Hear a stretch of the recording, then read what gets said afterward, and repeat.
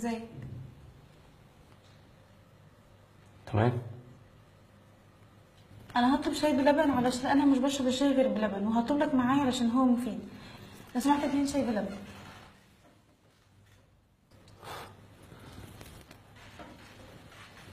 بتحب الشاي بلبن انت بقى؟ بحب. اوكي. بتحب ايه كمان بقى؟ انا بحب البيتزا. بيتزا. جميلة البيتزا.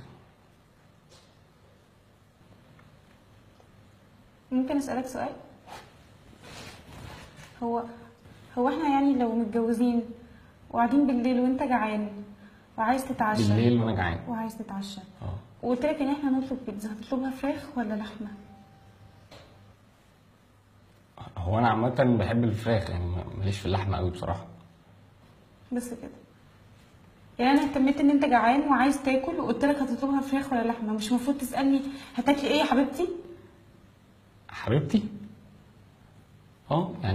يعني اكيد هسألك، وبعدين يعني مفيش مشكلة لو انت بتحبيها لحمة وانا بحبها فراخ، ممكن نطلب واحدة فراخ وواحدة لحمة وناكلهم مع بعض، يعني الموضوع بسيط. هتقولي يا حبيبتي؟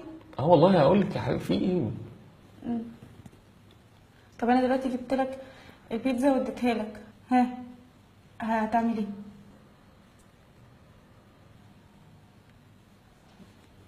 هاكلها.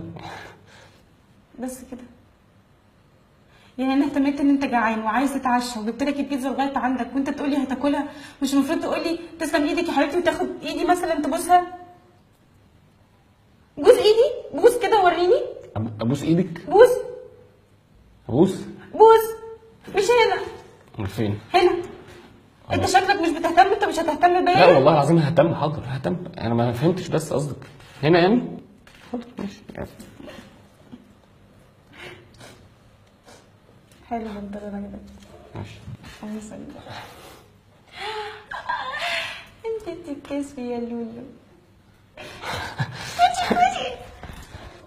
هو في ايه يا احمد بجد بقى يعني؟ احمد مين؟ انا قصدي ابقى ظريفه معاك.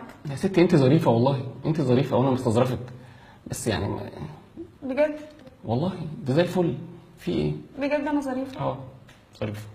طب انا حلوه جدا. امال هو احمد ما كانش بيقول لي كده ليه؟ مين احمد؟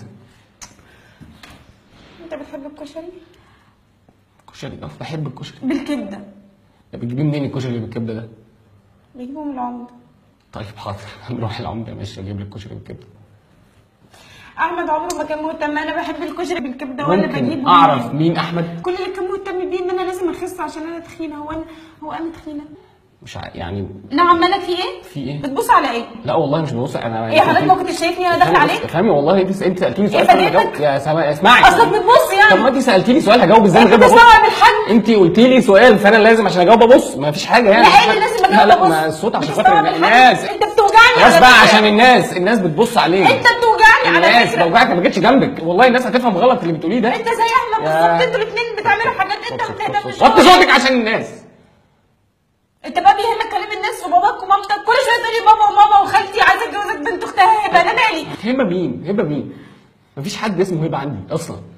اهدي اهدي يا ماما اهدي. في ايه؟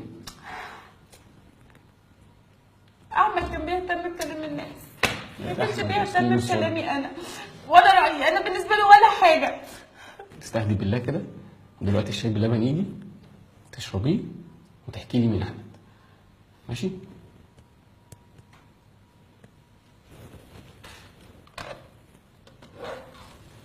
اسمك ايه بقى؟